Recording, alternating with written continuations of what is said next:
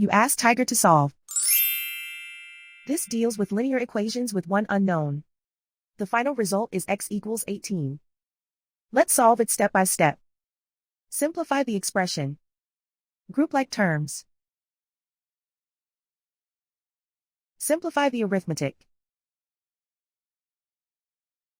Group all constants on the right side of the equation. Add 133 to both sides. Simplify the arithmetic.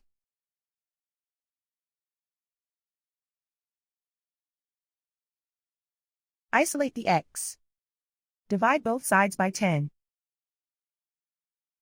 Simplify the fraction. Find the greatest common factor of the numerator and denominator.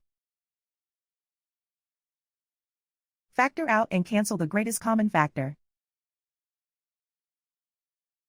And so the final result is x equals 18.